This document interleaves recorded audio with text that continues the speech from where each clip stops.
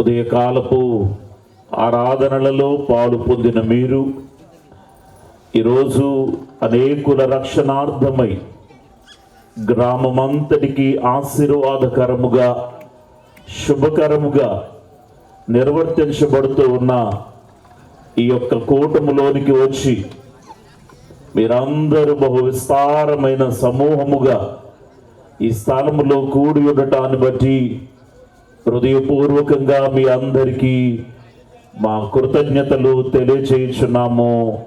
మరణాత. ప్రియులారా, కొద్ది సమయము దైవ గ్రంథములో నుండి దేవుని వాక్యమును విందాము. వాక్య ధ్యానము కొరకు లూకా సువార్త 23వ అధ్యాయము 42, 43 వచనాలు చదువుకుందాము. ఇక్కడ ఎలాగూ వ్రాయబడి ఉన్నది, అదేమనగా, ఆయనను చూచి యేసు, నీవు నీ రాజ్యములోనికి వచ్చినప్పుడు నన్ను జ్ఞాపకము చేసుకొనుమనెను. అందుకాయన వానితో, నేడు నీవు నాతో కూడా పరదైసులో ఉందు అని నిశ్చయముగా నీతో చెప్పుచున్నానెను. ప్రియులారా, చదువుబడిన ఈ లేఖనములో 42, 43 వచనాలు మనము చూచినప్పుడు ఈ 2 వచనాలలో 2 ప్రత్యేకమైన అంశములు కనపడుతూ ఉన్నవి. ప్రభువైన యేసుక్రీస్తు ఈ లోకములోనికి మానవునిగా ఉద్భవించిన వారయుండి మానవాళి రక్షణ కొరకు, మానవ పాప పరిహారము కొరకు లోక పాపములను మోసుకుని పోయే దేవుని గొర్రెపిల్లగా సిలువలో యజ్ఞమై యాగమవుతూ ఉన్న సందర్భములో జరిగినటువంటి ఒక ప్రత్యేకమైన అంశము ఈ 42, 43 వచనాలలో వ్రాయబడుతూ ఉన్నది. ఈ సందర్భమును మనము చూచినప్పుడు ప్రభువైన యేసుక్రీస్తు వారు గోల్గొతా కొండ మీద, కలువరి మెట్ట మీద మానవ రక్షణార్థమై మానవ పాపములను తన మీద వేసుకుని సిలువలో వేలాడుతూ ఉన్న సమయమున ప్రభువైన యేసుక్రీస్తుతో పాటుగా 2 దొంగలు కూడా ఎడమ వైపున ఒకడు, కుడి వైపున ఒకడు సిలువ వేయబడుట అనేది మనము చూస్తూ ఉన్నాము. అయితే వారిలో కుడి వైపున ఉన్న ఒకడు యేసుక్రీస్తు ప్రభు వైపు తిరిగి ప్రార్థన చేస్తున్న ప్రార్థన ఈ వచనాలలో కనపడుతుంది. దానిని స్పందిస్తూ ప్రభు ఇచ్చినటువంటి ప్రత్యుత్తరము 43వ వచనములో కనపడుతూ ఉంది. కాబట్టి ఈ లేఖన వివరము కొరకు 2 మాటలు నేను మీ ముందుంచాలని ఉద్దేశిస్తూ ఉన్నాను. అదేమనగా 42వ వచనములో పాపియగు ఈ మనుష్యుడు, యేసుక్రీస్తు ప్రక్కన సిలువ వేయబడిన ఈ దొంగ ప్రభుని ప్రార్థిస్తున్నాడు, అభ్యర్థిస్తూ ఉన్నాడు. కాబట్టి ఈ 42వ వచనానికి మనము ఒక పేరు పెట్టవచ్చు. అదేమనగా పాపి అభ్యర్థన. పాపి అభ్యర్థనకు ప్రభుని స్పందన కనబడుతూ ఉంది. ప్రభుని స్పందనను బట్టి పరలోకపు పౌరసత్వము కనబడుతూ ఉంది. ఈ 42, 43 వచనాలలో మనము గ్రహించినప్పుడు, ఒకటి పాపి అభ్యర్థన, రెండవది ప్రభుని స్పందన. పాపి అభ్యర్థన, ప్రభు స్పందన మేరకు ఈ పాపికి అనుగ్రహింపబడిన పరలోకపు పౌరసత్వము మనము చూచుచూ ఉన్నాము. వివరణలోనికి మనం వెళ్తే యేసు క్రీస్తు ప్రభు చెంత సిలువ వేయబడినటువంటి ఈ బందిపోటు దొంగ లేక లోకములో ఎన్నెన్నో పాపములు చేసి పాపిగా దోషిగా ముద్ర వేయబడినటువంటి ఇతడు యేసు క్రీస్తు వైపు తిరిగి ప్రార్థన చేయుచున్నాడు. పాపి అయిన ఈ మనుష్యుడు ప్రభుని అభ్యర్థిస్తూ ఉన్నాడు. దేవుని ప్రియబిడలారా, ఎవరైనను ప్రభువును ప్రార్థింపవచ్చు. ఏ స్థితిలో ఉన్నను ప్రభుని ప్రార్థింపవచ్చు. ఏ కష్టములో ఉన్నను ప్రభువును ప్రార్థింపవచ్చు. ఏ శోధనలో ఉన్నను ప్రభువును ప్రార్థించవచ్చు. దేవుని ప్రియబిడలారా, నీవు ఏ స్థితిలో నుండి ప్రార్థన చేసినా కూడా కనికరము కలిగిన యేసు స్వామి నీకు ప్రత్యుత్తరం ఇవ్వక మానడు అనే సంగతిని బాహాటముగా నేను ప్రకటన చేస్తూ ఉన్నాను. ఈ పాపియుగు మనుష్యుడు శిలువ మీద ఉన్నాడు, శ్రమను అనుభవించుచున్నాడు. బహుశా తనకున్న శిక్షను బట్టి తాను మరణమునకు సమీపముగా ఉన్నాడు. ఇటీ తరుణమందు నా యేసు క్రీస్తు వైపు తిరిగి అతడు ప్రార్థన చేస్తున్న ప్రార్థన మనం చూస్తున్నాం. ఏమని ప్రార్థన చేస్తున్నాడు అనంటే యేసు అని ప్రార్థన చేస్తున్నాడు. ఈ పాపి అయిన మనుష్యుడు యేసు క్రీస్తు వైపు తిరిగి చేస్తున్న ప్రార్థన ఒకసారి వచనము వెంబడి పాదము వెంబడి మనము ధ్యానములోనికి తీసుకుంటే అతడు ఏమని ప్రార్థన చేస్తున్నాడు అంటే యేసు అని ప్రార్థన చేస్తూ ఉన్నాడు. దేవుని ప్రియబిడలారా, యేసు అనే మాటకు రక్షకుడు అని అర్థం. ప్రియులారా, అంటే యేసు క్రీస్తు ప్రభువును ఇతడే రక్షకునిగా గ్రహించాడు, రక్షకునిగా గుర్తించాడు, రక్షకుడు అని తెలుసుకున్నాడు. ఈ రాత్రి వేళ ఈ వర్తమానాన్ని వింటున్న నా దేవుని ప్రియ విశ్వాసులారా, దేవుని పిల్లలారా, గ్రామ ప్రజలారా, సంఘస్థులారా, ఈ రాత్రి మనం అందరము గ్రహించవలసిన సత్యం ఏమిటంటే యేసు క్రీస్తు ప్రభువే రక్షకుడు అని మనము గ్రహించాలి.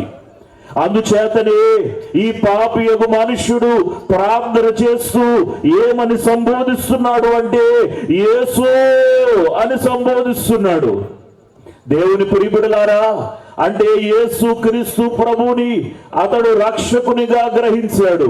అయ్యలారా, అమ్మలారా, యేసు క్రీస్తు ప్రభువే రక్షకుడై ఉన్నాడు అనే సంగతిని మనము గ్రహించవలసిన వారమై ఉన్నాము. ఆయన శిక్షకుడు కాదండి. యేసయ్య ఎవరు అంటే రక్షకుడు అనే సంగతిని మనము గ్రహించవలసిన వారమై ఉన్నాము. ఆయన రక్షకుడు, దేని నుండైనా రక్షించగలడు. ఈవేళ పాపములో నీవు ఉన్నావా? పాపము నుండి నిన్ను రక్షించే రక్షకుడు. శాపములతో ఉన్నావా? శాపము నుండి నిన్ను రక్షించే రక్షకుడు. కష్టాలలో ఉన్నావా? వ్యాధులో ఉన్నావా? రోగములో ఉన్నావా? ఇరుకులో ఉన్నావా? నెమ్మది లేకుండా ఉన్నావా? శాంతి లేకుండా ఉన్నారా? సమాధానము లేకుండా ఉన్నారా? విపత్తులో ఉన్నారా? దుస్థితిలో ఉన్నారా? ఏ స్థితిలో నుండైనా మానవుని రక్షించగల ఒక గొప్ప రక్షకుడు ప్రభు అయిన యేసు క్రీస్తే. చప్పలు కొట్టి దేవుని మహిమపరుద్దాం. దేవుని ప్రియబిడలారా, గమనిస్తున్నారా? యేసు క్రీస్తు ప్రభువే రక్షకుడై ఉన్నాడు. అందుకే ఆయన జన్మకాలంలో మనం గుర్తు చేసుకుంటూ ఉంటాం. ఏమనయ్యా అంటే, ఇదిగో తన ప్రజలను వారి పాపము నుండి ఆయనే రక్షించును గనుక ఆయనకు యేసు అనే పేరు పెట్టుదురు. అవును ప్రియులారా, యేసు క్రీస్తు అనేటువంటి పేరు ఆయనకు ఎందుకు నామకరణ చేయబడింది అంటే, ఎందుకు పెట్టబడింది అంటే, ఇదిగో తన ప్రజలను వారి పాపము నుండి ఆయనే రక్షించును గనుక ఆయనకు యేసు అనే పేరు.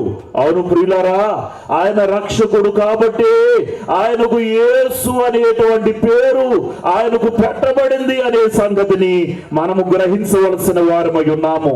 దేవుని ప్రియబిడ్డలారా, అందుచేతనే నశించిన దానిని వెదకి రక్షించుటకే యేసు క్రీస్తు ప్రభువారు ఈ లోకములోనికి వచ్చారని దైవ గ్రంథము ఘోషిస్తూ ఉంది. దేవుని ప్రియబిడ్డలారా, ఏ స్థితిలో మనం నశించిపోతున్నా, ఏ దుస్థితిలో మనం నశించిపోతున్నా, నీవు కూడా యేసు ప్రభువా అని ప్రార్థించగలిగితే ఆయన మనందరినీ రక్షించగలడు. ఈ పాపి అయిన మనుషుడు ప్రార్థన చేస్తున్నాడు యేసు అని.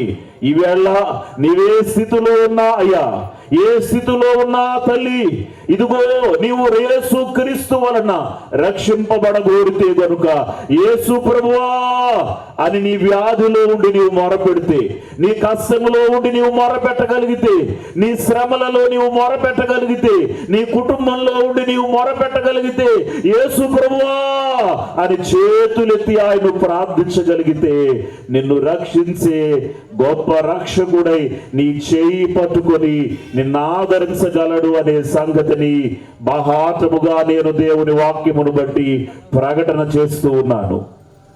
అయితే ఈ పాపియగు మనుషుడు ఏమని ప్రార్థన చేస్తున్నాడు అనంటే, యేసు అని చెప్తూ ఒక ప్రార్థన చేస్తున్నాడు. ఏమని అంటే, నీవు నీ రాజ్యములోనికి, ఇదిగో నీవు నీ రాజ్యముతో వచ్చినప్పుడు, లేక నీవు నీ రాజ్యములోనికి వచ్చినప్పుడు, గమనించాలి ప్రియులారా, ఇతడు ప్రార్థన చేస్తూ మాట్లాడుతున్నాడు. యేసు నీవు నీ రాజ్యములోనికి లేక నీ రాజ్యముతో వచ్చినప్పుడు అని మాట్లాడుతూ ఉన్నాడు. దేవుని ప్రియబిడ్డలారా, గమనిస్తున్నారా? అంటే ఆయనకు ఒక రాజ్యం ఉందని, ఆయన ఒక రాజు అని, ఆయన రాజ్యమును కలిగి ఉన్నాడు అని ఈ పాపియగు మనుష్యుడు గ్రహించుట మనము చూచుచున్నాము. మొదటిగా అతడు యేసు క్రీస్తు వైపు తిరిగి రక్షకుడు అని గ్రహించాడు ప్రియులారా. రెండవదిగా ఆయన రాజు అని గ్రహించాడు ప్రియులారా. ఈవేళ ఆయన రాజు అని గ్రహించాడు. నిజమే ప్రియులారా, యేసు క్రీస్తు ప్రభు రాజులకు రాజు అయి ఉన్నాడు.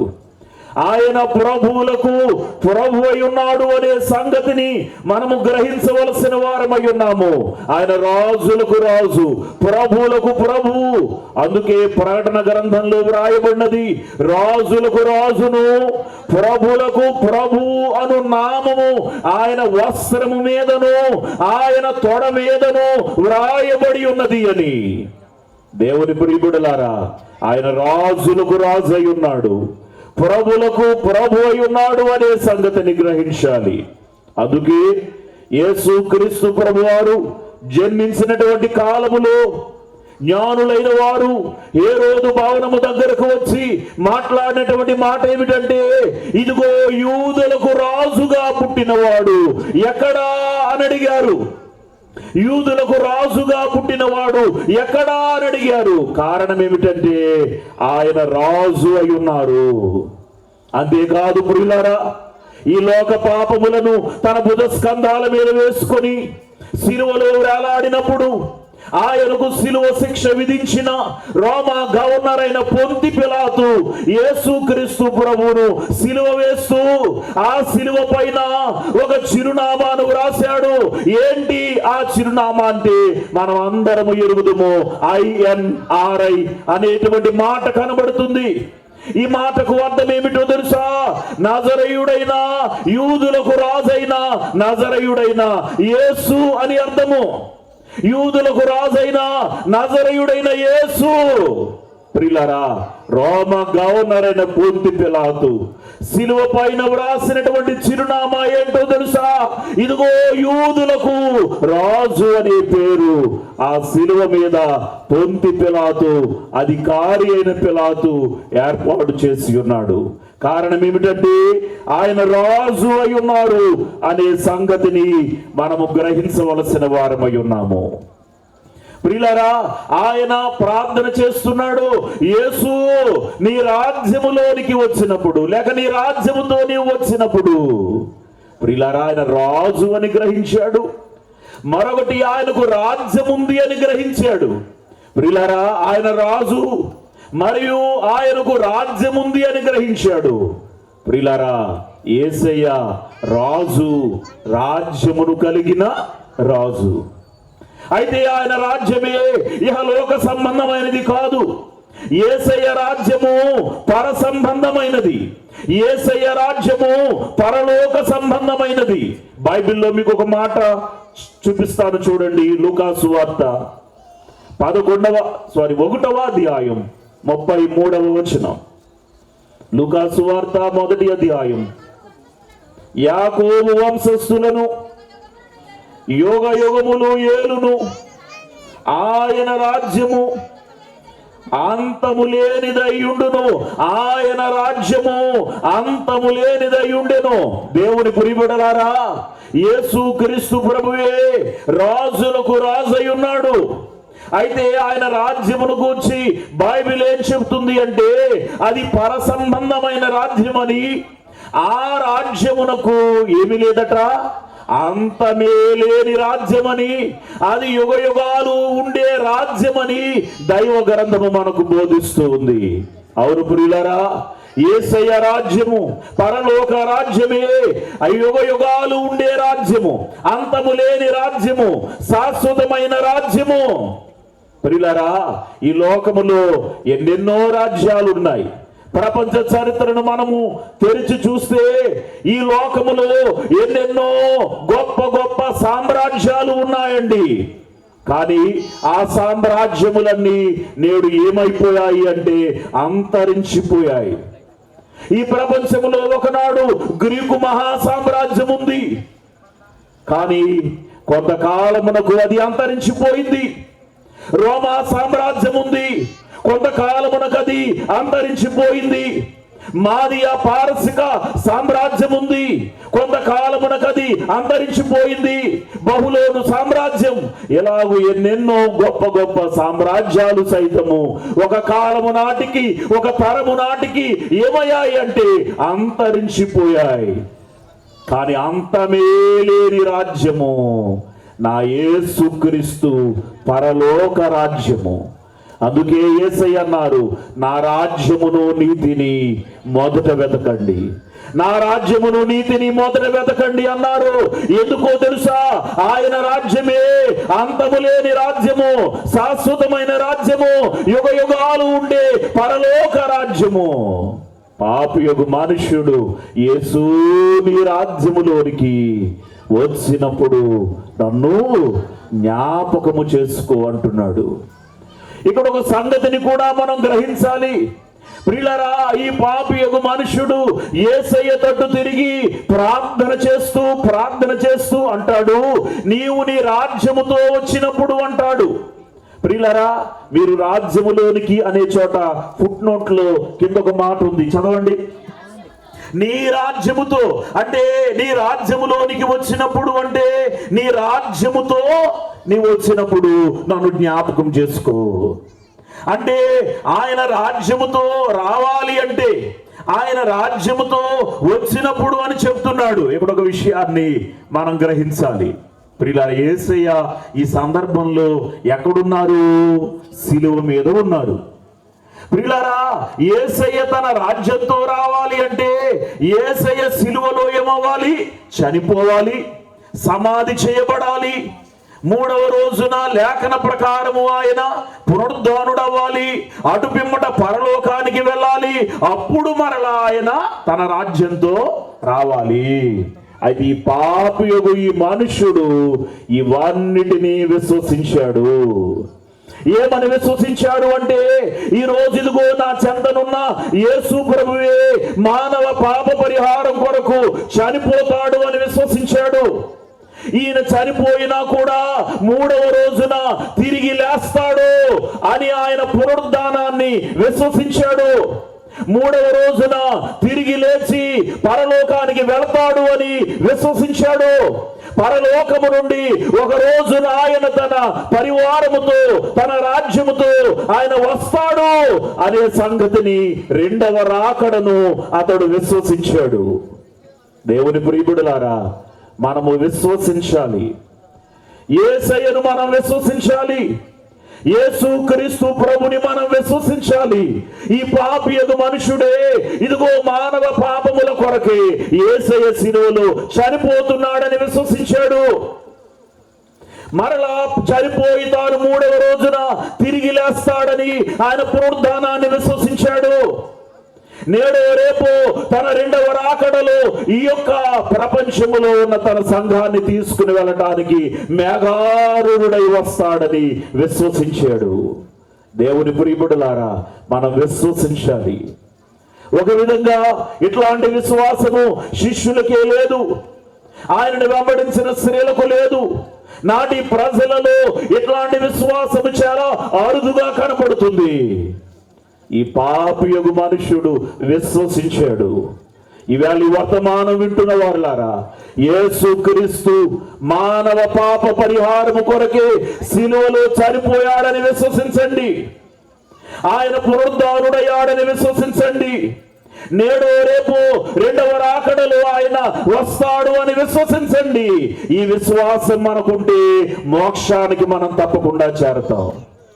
ఈవేళ ప్రాంగణంలో ఉండి ఈ వర్తమానాన్ని వింటున్న వారులారా, మానవ పాప పరిహారము కొరకే యేసయ్య ఈ లోకములోనికి వచ్చారు, శిలువలో చనిపోయారని విశ్వాసముంచండి.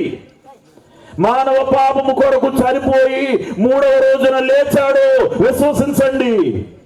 నేడు రేపు మేఘారుడై ఆయన రాబోతున్నారు, మనందరినీ మోక్షానికి తీసుకుని వెళ్ళటానికి.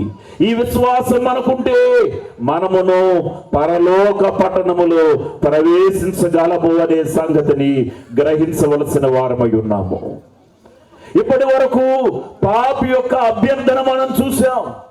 పాపి అయిన ఈ మనుషుడే ప్రభువుకు చేసిన అభ్యర్థన, ప్రార్థన మనం చూసాం. యేసయ్యను వేడుకున్నాడు, అయ్యా ఇదిగో నన్ను మన్నించి నా యందు కృప చూపి నీ రాజ్యములో వచ్చినప్పుడు నన్ను జ్ఞాపకము చేసుకోమని ఇతడు ప్రార్థన చేశాడు. ఆ ప్రార్థనకి కృపగల దేవుడు ఎలాగూ స్పందించాడు అంటే 43వ వచనాన్ని మనం చూస్తే, ఈ పాపి అయిన మనుషుని ప్రార్థనకు ప్రభు ఇచ్చినటువంటి స్పందన లేక ప్రభు యొక్క ప్రతిస్పందన మనం చూస్తే, ప్రభు అంటారు వాని వైపు తిరిగి, నేడే నీవు నాతో కూడా పరదైస్సులో ఉంటావు. గమనిస్తున్నారా? ఈ భాగము కూడా పదము వెంబడి పదాన్ని మనము ధ్యానిస్తూ వెళ్తే ప్రభు చెప్తున్నారు, చూడండి, నేడే. ఈ మనుషుడు ఏమని ప్రార్థన చేశాడు? అయ్యా నీ రాజ్యములోనికి వచ్చినప్పుడు నీవు నన్ను జ్ఞాపకము చేసుకో అని చెప్పాడు. బహుశా ఇప్పుడే జ్ఞాపకం చేసుకో అనలేదు, ఫలానా రోజున జ్ఞాపకం చేసుకో అనలేదు. ఎప్పుడో ఒకప్పుడు నీవు నన్ను జ్ఞాపకం చేసుకో, అయ్యా ఎప్పుడో ఒకప్పుడు నన్ను జ్ఞాపకం చేసుకో అన్నాడు. కానీ యేసయ్య ఎప్పుడో జ్ఞాపకం చేసుకోమంటే ఆయన చెప్తున్న మాట ఏమిటో తెలుసా? నేడే, నేడే, నేడే. ఎంత కృపగల మాట! అయ్యా నన్ను జ్ఞాపకం చేసుకో అంటే బహుశా ఈ వ్యక్తికి ప్రభు ఇచ్చినటువంటి స్పందన ఏమిటంటే నేడే, నేడే. దేవుని ప్రియబిడ్డలారా, ఎవరిని ఏది అడిగినా, అమ్మా 4 రోజుల తర్వాత చూస్తాం, లేక కాసేపు నాకు చూద్దాం, లేక తరువాత చూద్దాం, లేక నెల తరువాత చూద్దాం అంటారు. కానీ యేసు స్వామి ఈ వ్యక్తితో ఏమంటున్నాడో తెలుసా? తనను ప్రార్థన చేసిన ఈ పాపి అయిన మనుషునితో ఏమంటున్నాడో తెలుసా? నేడే. దేవుని ప్రియబిడ్డలారా, మనసారా నీవు ప్రార్థించాలే. కానీ ఈ రాత్రి వేళ ఈ వర్తమానాన్ని వింటున్నా నా దేవుని ప్రియబిడ్డలారా, ఈ ప్రాంగణంలో ఉండి ఈ మాటలు ఆలకిస్తున్న వారులారా, నీవు వ్యాధిలో ఉన్నావా? సమస్యలో ఉన్నావా? శోధనలో ఉన్నావా? ఇరుకులో ఉన్నావా? ఇబ్బందిలో ఉన్నావా? అసమాధానంతో ఉన్నావా? ఇదిగో ఏ దుస్థితిలో నీవు ఉన్నా మనసారా ఆయనకు ప్రార్థన చేయాలి. కానీ హృదయపూర్వకంగా నీవు ఆయనను వేడుకోవాలి. కానీ నేడే దేవుడు నిన్ను దర్శిస్తాడు. నేడే నీకు జవాబు ఇస్తాడు, నేడే నిన్ను విడిపిస్తాడు, నేడే నిన్ను స్వస్థపరుస్తాడు, నేడే నీ సమస్య తీరుస్తాడు అనే సంగతిని గ్రహించవలసిన వారమై ఉన్నాము. ఎప్పుడూ కాదు, ఇప్పుడే. యేసుక్రీస్తు ప్రేమ గల ప్రతిస్పందన చూశారా? నా యేసయ్య ప్రేమ గల ప్రతిస్పందన చూశారా? ఎప్పుడో జ్ఞాపకం చేసుకోమన్నాడు, కానీ ఇప్పుడే, నేడే అని చెప్తున్నారు. దేవుని ప్రియబిడ్డలారా, నేడే రక్షణ దినం, ఇదే అనుకూలమైన సమయం. ఆయన తట్టు తిరిగి మనం ప్రార్థిస్తే, ఆయన తట్టు తిరిగి మనం వేడుకుంటే, ఏ వ్యాధిలో ఉన్నా నేడే దేవుడు నీకు జవాబిస్తాడు.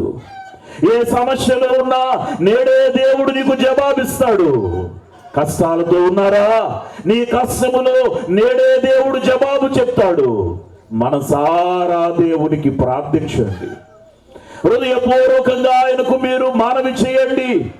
మీరేగు ప్రార్థన చేయగలిగితే, ఎప్పుడో కాదు తల్లి, ఎప్పుడో కాదు బాబు, ఇప్పుడే నీ దేవుడు నిన్ను దర్శించి తన అధికమైన కృపను నీయందు కనుపరచక మానడు అనే సంగతిని గ్రహించవలసిన వారమై ఉన్నాము. ఒకనాడు ఒక స్త్రీ రక్తస్రావముతో వచ్చి యేసు ప్రభు వస్త్రమును ముట్టింది. మనస్సు ప్రభు మీద నిలిపి వెంటనే ఆమె రక్తధార కట్టెను అని బైబిల్ తేటగా బోధిస్తుంది. ఎప్పుడూ కాదు, ఇప్పుడే. దేవుని ప్రియబిడ్డలారా, యేసయ్య చెప్తున్నాడు, నేడే, నేడే, ఇప్పుడే, ఇప్పుడే.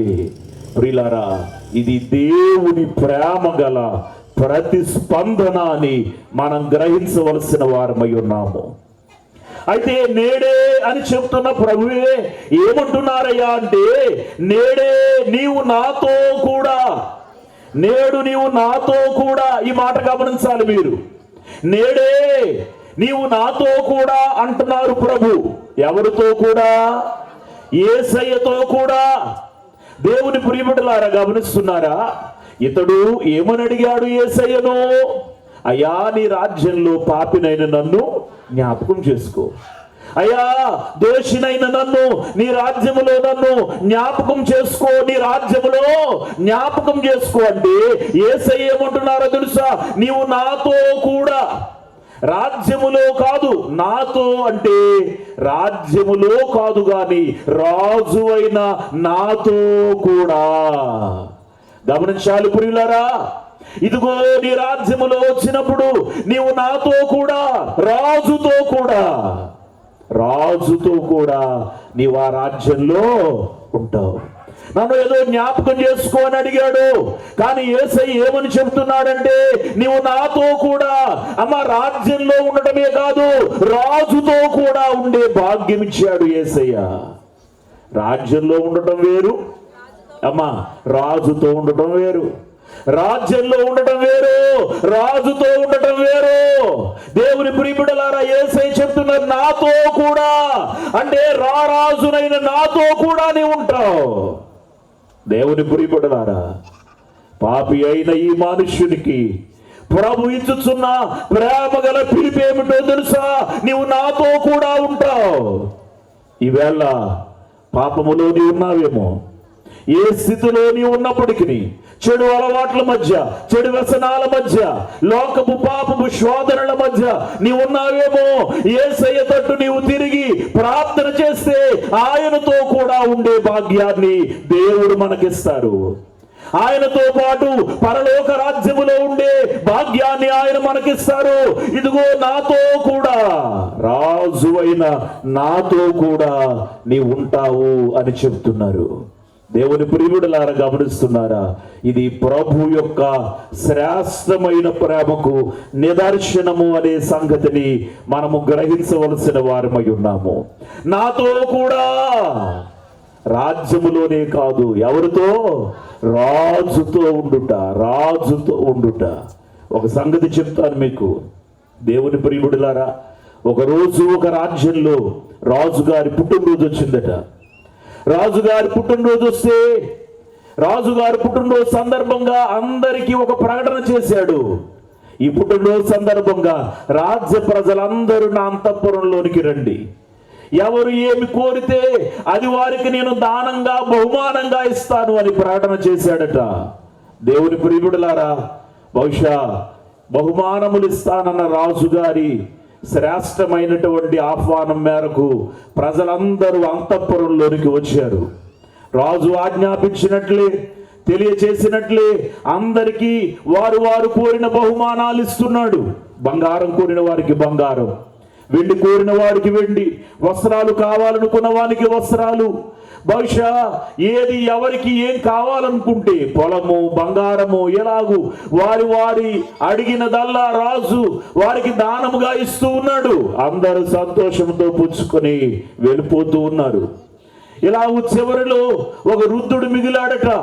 ఈ వృద్ధుడు కూడా రాజు గారి దగ్గరకు వచ్చి చేయి చాచాడు. రాజు అన్నాడు, ఏం కావాలో కోరుకో అయ్యా అని అడిగాడు. రాజు బహుశా ఈ మాట అనగానే ఈ వృద్ధుడు అంటున్నాడు, అయ్యా నేను కోరిన తరువాత మీరు కాదనకూడదు, నేను కోరిన తరువాత మీరు కాదనకూడదు. మంత్రి ఉన్నాడు, ఎంతమందికి ఇచ్చిన రాజుగారు నీకు మాత్రం కాదంటాడా? తప్పకుండా నీకు ఏది కావాలో అది ఇస్తాడు, కోరుకోయా అన్నాడు. వెంటనే ఈ వృద్ధుడు రాజు వైపు చూసి, నాకు బంగారము వెండో ఇవేవి వద్దు, నాకు మీరే కావాలి అన్నాడు. నాకు మీరే కావాలి అన్నాడు. పక్కనే ఉన్న మంత్రి ఈ వృద్ధుడి వైపు తిరిగి తేరి చూస్తూ ఉన్నాడు. నీ కోరికలో ఆంతర్యం ఏంటి? నీ కోరికలో ఆంతర్యం ఏంటి? ప్రియులారా, చెప్పకనే అందరికీ తెలిసిన ఒకే ఒక ఆంతర్యం, బంగారం కోరుకున్న వాడికి బంగారం ఉంటుంది, వెండి కోరుకున్న వాడికి వెండి ఉంటుంది, వస్త్రం కోరుకున్న వాడికి వస్త్రాలు ఉంటాయి, పొలం కోరుకున్న వాడికి పొలాలు ఉంటాయి, రాజును కోరుకున్న వాడికి అన్నీ ఉంటాయి. దేవుని ప్రియబిడ్డలారా, ఈవేళ యేసు స్వామి చెప్తున్నారు, రాజువైన నాతో, రాజువైన నాతో. యేసు రాజును కోరుకోండి. నీ కొరకు ఈ లోకములోనికి మనుష్యునిగా వచ్చిన యేసు రాజును కోరుకోండి. ఈ లోకములో పడి లోకములో ఆయా వాటిని కోరుకుంటున్నామేమో, ఆయా వాటిని కోరుకుంటున్నామేమో. అన్నిటికంటే మొదట యేసు రాజును కోరుకోండి. నీ కొరకు తన ప్రాణాన్నే అర్పించిన రాజు ఆయన, నీ కొరకు ప్రాణ త్యాగము చేసిన రాజు ఆయన, నీ కొరకు ముండ్ల కిరీటాన్ని కిరీటముగా ధరించిన రాజు ఆయన, నీ కొరకు తన సర్వస్వాన్ని త్యాగము చేసిన రాజు ఆయన. యేసు రాజును కోరుకున్న ఎడల సమస్త భాగ్యములు మన జీవితంలో మనము పొందుకోగాము అనే సత్యమును బాగుగా మనం గ్రహించవలసిన వారమై ఉన్నాము. ప్రభు అంటున్నాడు, నీవు నాతో కూడా, రాజు అయిన నాతో కూడా ఎక్కడుంటావు? ఇదిగో పరదైస్సులో ఉంటావు, పరదైస్సులో ఉంటావు. యేసయ్య చెబుతున్నాడు, ఇదిగో నాతో కూడా నీవు పరదైస్సులో ఉంటావు, నాతో కూడా పరదైస్సులో ఉంటావు. ఏమని అడిగాడు? అయ్యా నీ రాజ్యములో నన్ను జ్ఞాపకము చేసుకో అన్నాడు. నీ రాజ్యములో నన్ను జ్ఞాపకం చేసుకో అన్నాడు. కానీ ప్రభు అంటున్నాడు, ఇదిగో నీవు నాతో కూడా పరదైస్సులోనే, పరలోకములోనే నీవు ఉంటావు. దేవుని ప్రియబిడ్డలారా, పాపి అభ్యర్థనతో ప్రభు స్పందనతో ఈ వ్యక్తికి పరలోకపు పౌరసత్వం లభించింది, పరలోకపు పౌరసత్వం లభించింది. నేడు నాతో కూడా నీవు పరదైస్సులో ఉంటావు. పాపియగు మనుష్యునికి పరలోక ప్రవేశమిచ్చిన, పాపియగు మనుష్యునికి పరలోక ప్రవేశము ఇచ్చిన గొప్ప దేవుడు ప్రభు అయిన యేసుక్రీస్తు. చప్పట్లు కొట్టి దేవుని మహిమపరుద్దాం. దేవుని ప్రియబిడ్డలారా, గమనిస్తున్నారా? పాపి అభ్యర్థనతో స్పందించిన యేసు స్వామి వానికి పరలోక పౌరసత్వాన్ని అనుగ్రహించారు, పరలోక పౌరసత్వాన్ని అనుగ్రహించారు. అయ్యలారా, అమ్మలారా, నీకు పరలోక పౌరసత్వాన్ని ఇవ్వగలిగిన రక్షకుడు నా యేసు స్వామి. మీకు పరలోకపు పౌరసత్వాన్ని ఇవ్వగలిగిన దేవుడు యేసు క్రీస్తు ప్రభువే అనే సత్యాన్ని గ్రహించవలసిన వారమై ఉన్నాము. నిజమే, ఆ పాపియగు మనుషుడు అనుకుని ఉంటాడు, అయ్యో నా పాపము, అయ్యో నా దోషము, అయ్యో నా ధిక్కరము, ఇక నాకు నరకము తప్ప మరొకటి లేదు, నరకమే నా బ్రతుకు, నరకములో ఉండాల్సిందే, నరక ప్రాప్తుడనే, ఇక నా జీవితానికి నరకం కాసుకుని ఉంది అనుకున్నాడు. ఎప్పుడైతే నా తండ్రి వైపు తిరిగి, నా దేవుడి వైపు తిరిగి, నా ప్రభు వైపు తిరిగి తాను ప్రార్థన చేశాడో వారికి పరలోక పౌరసత్వం అనుగ్రహింపబడింది. దేవుని ప్రియబిడ్డలారా, నీకు నాకు ఈ సర్వలోకానికి పరలోక పౌరసత్వాన్ని అనుగ్రహించగలిగిన ఏకైక దేవుడు, ఏకైక మార్గం ప్రభు అయినా యేసుక్రీస్తే. అందుచేతనే ప్రభు అన్నాడు, నేనే మార్గం, నేనే సత్యం, నేనే జీవాన్ని అన్నారు. ఇదిగో నేనే మార్గం, నేనే సత్యం, నేనే జీవాన్ని అన్నారు. అవును ప్రియులారా, యేసయ్య మార్గం అండి. ఆయన అన్నారు నేనే మార్గాన్ని. చాలా మంది యేసయ్యను గూర్చి మతం అని అనుకుంటూ ఉన్నారు. ఈవేళ యేసయ్యను గూర్చి, ఆయన రక్షణ సువార్తను గూర్చి అవగాహన లేక ఇది ఒక మతం అనుకుంటున్నారు. కానీ యేసు స్వామి చెప్పారు ఏమనంటే, ఇదిగో నేనే మార్గాన్ని. ఆయన మతాన్ని కల్పించడానికి లోకములోనికి రాలేదు, మతాన్ని ఏర్పాటు చేయడానికి లోకములోనికి రాలేదు. ఆయన మతము కాదు, ఆయన మార్గం. క్రైస్తవ్యం అనేది మతం కాదు, క్రైస్తవ్యం అనేది మతము కాదు, క్రైస్తవ్యం అనేది మార్గమేనండి. యేసుక్రీస్తు పరలోకానికి మనలను చేర్చే ఒక మార్గమే. మతములో దించడానికో, మతాన్ని పెంపొందించడానికో యేసు ప్రభు ఈ లోకములోనికి రాలేదు. ఈవేళ ఇక్కడ కూడి మతాన్ని ఎవరికి బోధించడం లేదు. పరలోక మార్గమై ఉన్న యేసుక్రీస్తునే మేము బోధించుచున్నాము అనే సంగతిని గ్రహించాలని ప్రభు పేరిట నేను మీకు మనవి చేస్తున్నాము. ఈ పాపి అయిన మనుషునికి పరలోక మార్గానికి అవకాశం ఇచ్చింది, పరలోకములో ఉండే మార్గాన్ని సరళము చేసింది ఎవరయ్యా అంటే యేసు స్వామి. ఈ వ్యక్తికి పరలోక పౌరసత్వాన్ని, పరలోక భాగ్యాన్ని అనుగ్రహించింది యేసు స్వామి. దేవుని ప్రియబిడ్డలారా, ఆయన తట్టు తిరిగిన వారందరికీ, ఆయన ప్రార్థించిన వారందరికీ వారి వారి పాపమును పరిహరించి ప్రభు ఏమివ్వగలడు? మోక్షమును ఇవ్వగలడు, పరలోకమును ఇవ్వగలడు. ప్రియులారా, కుడివైపున ఉన్న ఈ దొంగ యేసు వైపు తిరిగి యేసు ప్రభువుని ప్రార్థించి పరదైసును లేక పరలోకాన్ని పొందుకున్నాడు. అయితే ఎడమ వైపునున్న దొంగ తన హృదయాన్ని కఠినపరుచుకున్నాడు. ఎడమ వైపున ఉన్న దొంగ తన పాప స్థితిలోనే తానుండిపోయాడు, తన అతిక్రమములోనే తానుండిపోయాడు. తన హృదయాన్ని కఠినపరుచుకుని ఆ పాపపు స్థితిలోనే తానుండిపోయాడు. ఎంత విచారకరం అంటే, ఒక వ్యక్తి ప్రభుని ప్రార్థించి పరలోకాన్ని పొందితే మరొక వ్యక్తి పాపములోనే నిలిచి నరక పాప్తుడయ్యాడు అనే చెప్పాలి. దేవుని ప్రియబిడ్డలారా, గమనిస్తున్నారా? ఇద్దరు దొంగల మధ్య యేసుక్రీస్తు ప్రభు మనకు కనబడుతున్నారు. ఈ సందర్భంలో వారిలో ఒకడు ప్రభుని చేరి పరలోకాన్ని పొందుకున్నాడు, మరి ఒకడు ప్రభుని చేరక నరకమునకు సాగిపోయాడు అనే సంగతిని, తానున్న పాప స్థితిలోనే నరకానికి సాగిపోయాడు. ఈవేళ మనం ఏమై ఉన్నాం? ఆయన తట్టు తిరిగిన మోక్షాన్ని పొందగలం, పరలోకాన్ని పొందగలం, ప్రభు ఇచ్చు ఆ మహారాజ్యంలో ఉండగలం. ఈవేళ కుడివైపున ఉన్న దొంగ వలె, కుడివైపునున్న ఈ పాపియగు మనుషుని వలె మనం కూడా ఆయన తట్టు తిరిగి ప్రార్థించి పరలోకాన్ని పొందుకోవాలి. ఎడమవైపునున్న వాని వలె మనం ఇంకా పాప స్థితిలోనే ఉంటే, చెడుగులోనే ఉంటే, ఆ ప్రభు వైపు తిరగకుండా మన జీవితాన్ని ముగించుకుంటే, అతి మనుష్యునికి పాపం వలన వచ్చు జీతము మరణమని లేక నరకమని దైవ గ్రంథము మనకు బోధించుచున్నది. కాబట్టి ప్రియులారా, పాపియగు ఈ మనుష్యుడు ప్రభుని అభ్యర్థించాడు, ప్రభు ప్రతిస్పందించారు. తద్వారా పరలోక పౌరసత్వానికి ఇతడు వారసుడయ్యాడు. ఈ రాత్రి ఈ వర్తమానాన్ని వింటున్న దేవుని ప్రియబిడ్డలారా, ఇదే రక్షణ దినం, ఇదే అనుకూలమైన సమయం. నా ప్రభు వైపు తిరగండి. యేసుక్రీస్తు వైపు తిరగండి. ఆయన రక్షకుడు అని గ్రహించండి. నీ యొక్క నామములో లేక నీ యొక్క పాపమును పరిహరించుటకు యేసుక్రీస్తు నామములోనే గొప్ప విమోచన ఉందని గ్రహించండి. ఆయన తట్టు తిరిగి ఈ పాపియగు మనుషుని వలె ప్రార్థనలు చేయండి. మనం కనికరింపబడతాం, మనం కృప చూపబడతాం, మనం ఆదరించబడతాం, మనం స్వస్థపరచబడతాం, మనం పరలోకాన్ని స్వతంత్రించుకోగలుగుతామని నేను మీకు బోధిస్తూ ఉన్నాను. ఈ మాటలు నేను ముగిస్తూ ఉన్నాను. దయచేసి దేవుని వర్తమానాన్ని శ్రద్ధతో ఆలకించండి. పాపియగు ఈ మనుష్యుడు ఎలాగూ ప్రభుని ప్రార్థించాడు.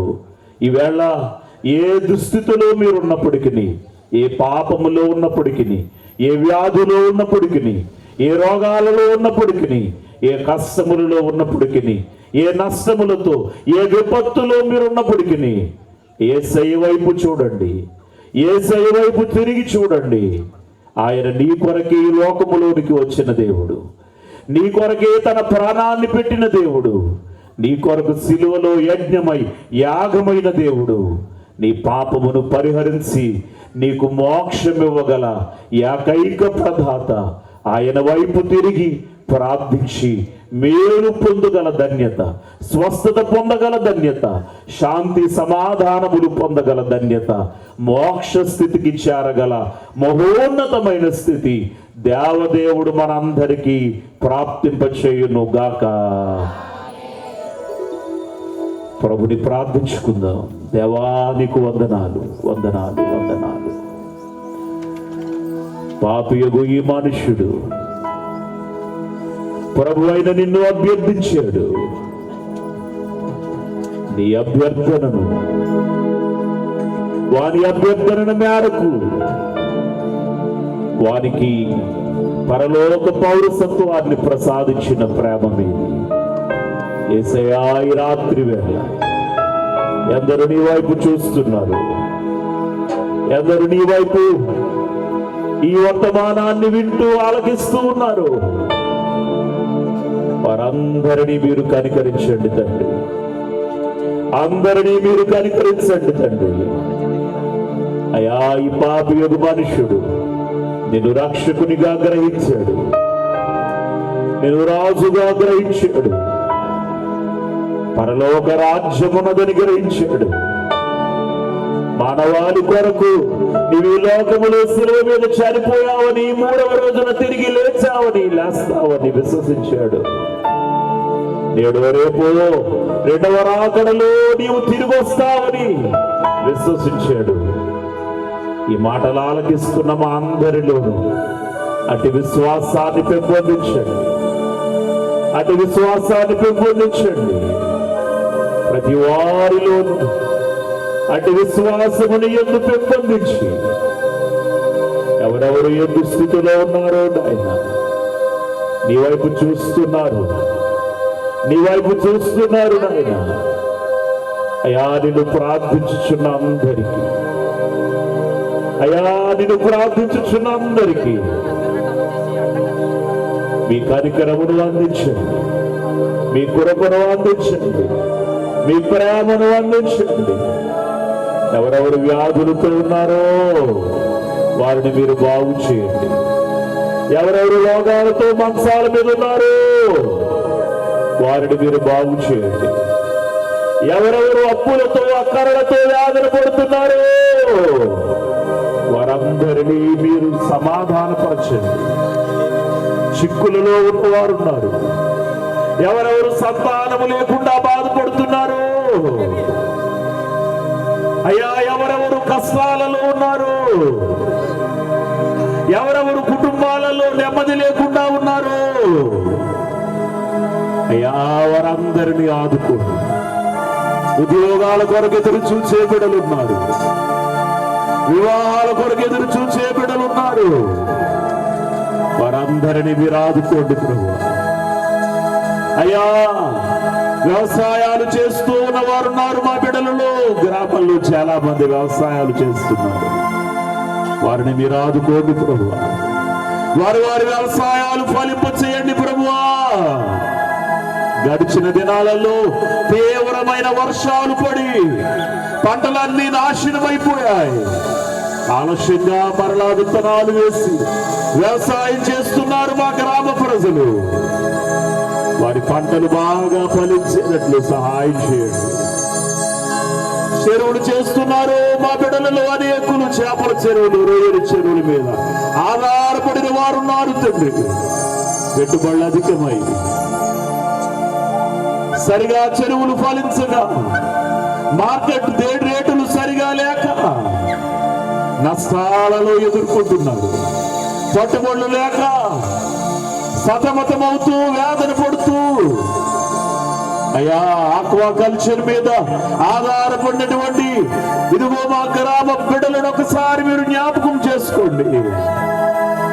ఫలించేటట్లు వారి చెరువుల వృద్ధిలోనికి వచ్చేటట్లు మీరు కాపాడండి ప్రభువా. అయ్యా వ్యాపారములు చేసే బిడ్డలున్నారు మా గ్రామంలో. వ్యాపారాలు చేసే బిడ్డలు వారి వ్యాపారాలు ఫలించేటట్లు సహాయం చేయండి. అయ్యా వృత్తి పనులు చేసేవారు ఉన్నారు. వారి వృత్తి పనులు నైనా ఏమీ లేక చేతుల కష్టం మీదే ఆధారపడిన బిడ్డలున్నారు. పశువులు మేపే బిడ్డలున్నారు. ఒకసారి వారిని మీరు జ్ఞాపకం చేసుకోండి. పట్టుబడులకు వెళ్ళే బిడ్డలున్నారు. ఇదిగో రెక్కల కష్టం మీద ఆధారపడి ప్రయాసపడుతున్న వారున్నారు. ఉద్యోగాలు చేసిన వారు, చిన్నపిల్లలు, చంటి బిడ్డ తల్లులు, గర్భిణీ స్త్రీలు, వృద్ధులు, విదేశాల్లో ఉన్నవారు, గ్రామంలో జీవనోపాధి సరిలేక ఆయా స్థలాలకు వలస వెళుతున్న వారు ఉన్నారు. నాయన ఒకసారి మా గ్రామాన్ని జ్ఞాపకం చేసుకోండి. అనేకులే సరైన జీవనోపాధి లేక గ్రామాన్ని విడిచి వెళుతున్నారు. మా గ్రామంలోనే సమృద్ధి కలగాలి నాయన. మా గ్రామంలోనే అనేకులకు జీవనోపాధి ఏర్పడాలి నాయన. అనేకులు మా గ్రామంలోనికే వచ్చి నివాసములు కలిగి అయ్యా అనేకులకు ఆశ్రయంగా ఉండేటట్లు సహాయం చేయండి. మా గ్రామంలో ఉన్న అధికారులను దీవించండి. మా గ్రామ పెద్దలను దీవించండి. మేస్త్రులను దీవించండి. అధికార గణాంగాన్ని దీవించండి. అధికారులను, అనధికారులను, పిల్లలను, పెద్దలను, ప్రతి కుటుంబాన్ని దీవించండి నాయన. నీ మతస్థులైనా ఏ మతస్థులైనా నీ మాట నమ్మగా క్షేమమిచ్చితివని దేవదాసయ్య గారు అన్నారు నాయన. అవును ప్రభువా, నీ మతస్థులైనా ఏ మతస్థులైనా అందరినీ మీరు దీవించండి నాయన. అందరూ నీవు ప్రేమించిన బిడ్డలే ప్రభు. అయ్యా వీరందరూ నీవు ప్రేమించిన బిడ్డలే. మా బిడ్డలందరినీ కూడా మీరు దీవించండి. మా గ్రామములో ఉన్న ప్రతి కుటుంబములో సుఖ సంతోషాలు, శాంతి సమాధానాలు దయచేయండి.